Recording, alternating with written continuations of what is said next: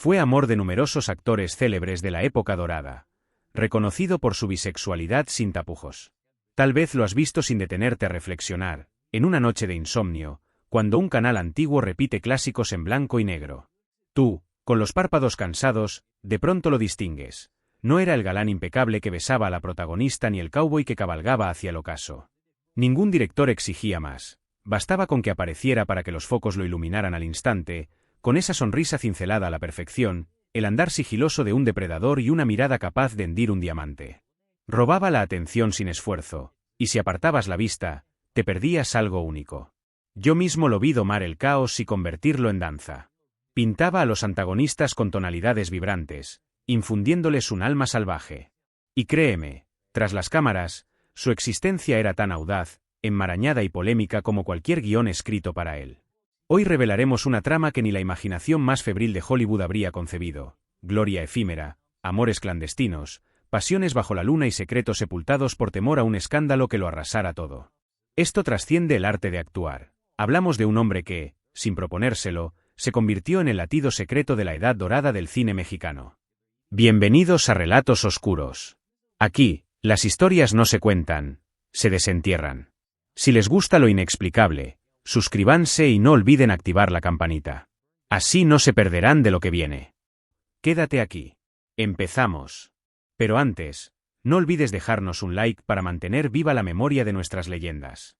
Hoy evocamos a Carlos Valadés, un nombre que quizá no te resulte familiar, pero que ardió como yesca en cada película donde brilló. Su tránsito por la pantalla fue fugaz, sí, pero valioso como oro recién forjado. Carlos no era un simple actor secundario, era un coreógrafo genial, un bailarín de grafelino y una presencia imponente en los melodramas musicales que retrataban la vida nocturna de los años 40 y 50, con glamour y transgresión. Compartió escena con gigantes como Meche Barba y Fernando Fernández, quienes moldearon todo un género. En esas historias, casi podías palpar el terciopelo de los telones, sentir el humo del tabaco flotando y permitir que el jazz te recorriera las venas. Y allí, como un latido en la oscuridad, estaba él. Lo que lo distinguía no era solo su destreza, sino el magnetismo que lo rodeaba. Encarnaba roles que muchos tildaban de menores, pero los convertía en pilares esenciales.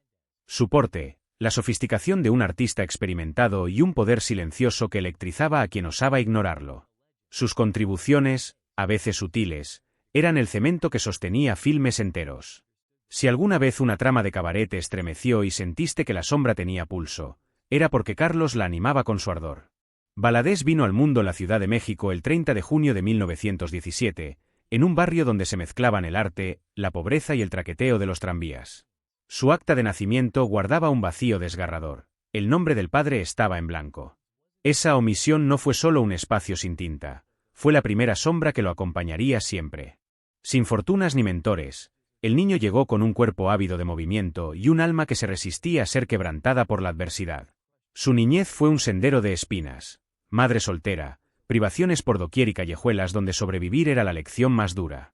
Sin juguetes, esquivaba peleas, descifraba miradas y aprendía a esfumarse en un instante.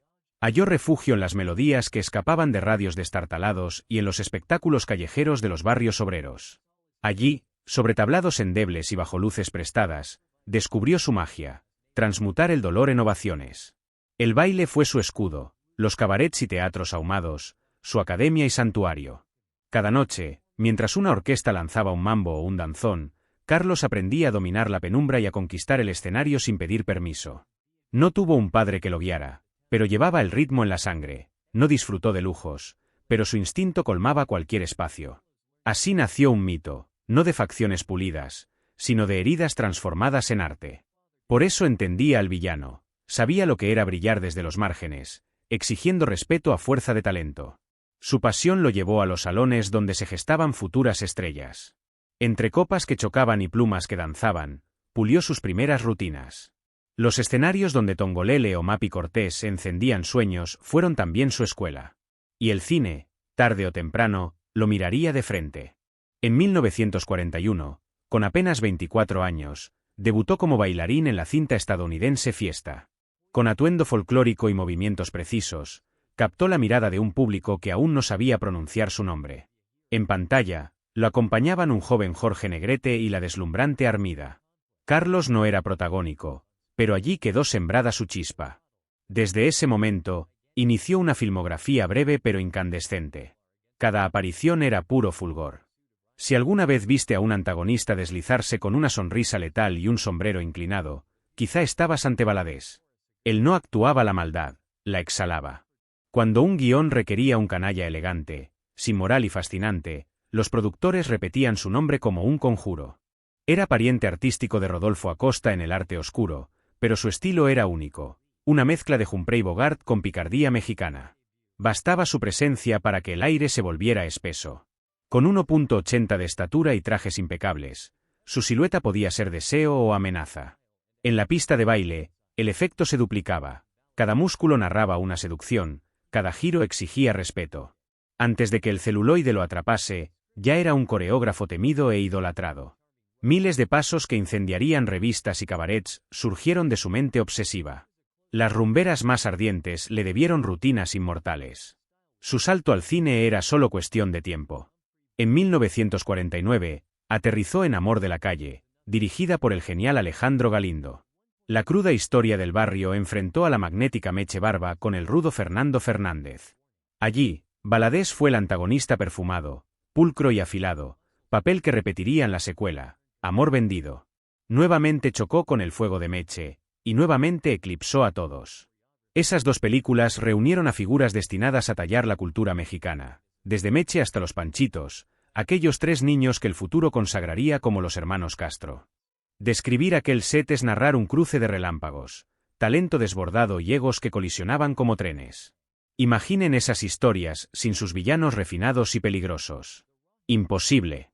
Carlos Valadés era de los pocos que podían bailar, conspirar y seducir en una misma toma. Con silencio o con palabra, se robaba la escena.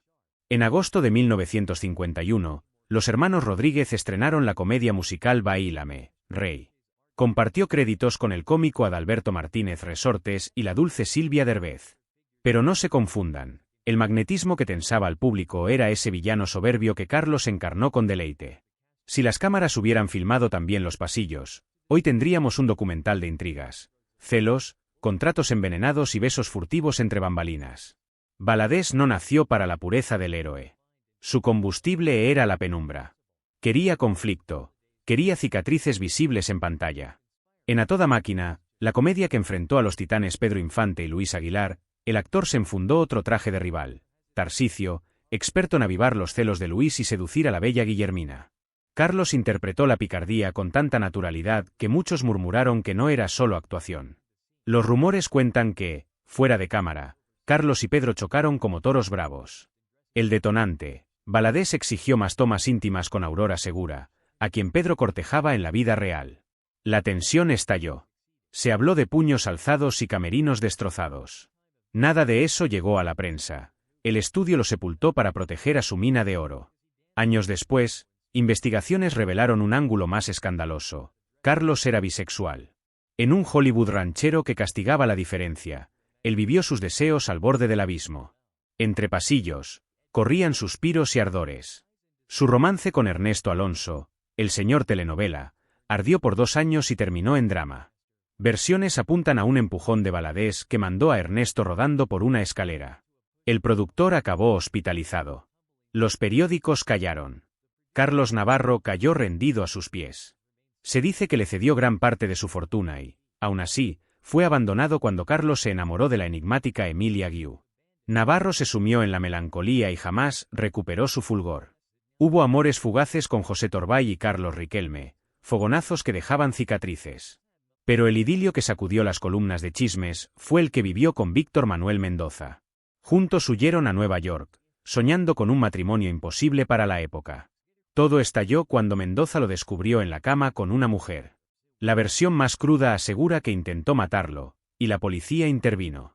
Luego entró en escena Enrique Alonso, Cachirulo, quien lo conectó con productores de Hollywood y lo impulsó a escribir guiones para actores secundarios en Estados Unidos. Allí, lejos del reflector, halló otra forma de expresión, la pluma. Durante esa etapa, se casó con Virginia Hill, pero el matrimonio se quebró como vidrio. Infidelidades, gritos y abogados. Más tarde, encontró un refugio efímero en un misterioso señor Alonso y, al final, se acomodó junto a Carol Crancrun, una mujer de belleza discreta que le ofreció cierta paz. Mientras tanto, el actor guardaba fuego creativo. En 1952, regresó a México como guionista y actor en El dinero no es la vida, un melodrama dirigido por José Díaz Morales y producido por el elegante Emilio Tuero. Las butacas se inundaron de lágrimas, y parte de esa emoción se la debieron a la habilidad de Carlos para escribir escenas que desgarraban el corazón. Y entonces, sucedió lo inesperado. Con solo 36 años, cuando su nombre comenzaba a brillar en letras de oro, dijo adiós a la pantalla.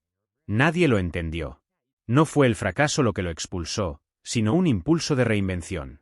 Se mudó a Las Vegas y cambió el glamour por el negocio hotelero, especializándose en la instalación de espejos.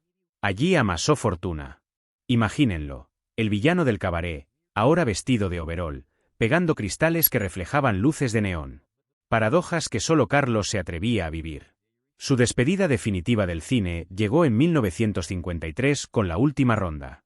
Reunió un elenco de lujo, Emilia Guiú y José María Linares Rivas. Valadés bordó su personaje con la misma fiereza, sabiendo que sería su canto final. Y así, sin alfombra roja ni violines, se retiró a una vida discreta. Durante décadas, su nombre permaneció envuelto en susurros. Amantes despechados lo lloraron, críticos lo citaron y nostálgicos lo buscaron en cintas gastadas por el tiempo. El telón se cerró para siempre el 21 de noviembre de 2002. Un infarto fulminante lo sorprendió en las montañas de California. Si dejó descendencia, nadie lo confirma. Quizás ese fue su último acto de misterio, partir sin dejar rastro. Así como llegó al mundo, con un padre ausente y un nombre incompleto, se marchó dejando preguntas flotando en el aire. Nunca buscó ser ejemplo de virtud, quiso grabarse a fuego en la memoria, y lo consiguió. Cada vez que un villano se desliza con estilo en una película antigua, alguien, en algún lugar, recuerda a Carlos Valadés. Porque él danzó entre las sombras y los reflectores, convencido de que la vida era una función única, sin ensayos. Si este recorrido despertó tu curiosidad, deja tu comentario y activa la campanita. Sigamos desenterrando las historias que arden bajo el polvo del olvido. Que nunca se apaguen los focos sobre aquellos nombres que convirtieron el pecado en arte. Y así concluye una historia que quedó grabada en el tiempo. Si te gustó conocer estos relatos del pasado, no olvides suscribirte para más viajes históricos. Déjanos en los comentarios sobre qué figura o época te gustaría escuchar próximamente. Hasta la próxima, donde las huellas de la historia siguen esperando ser descubiertas.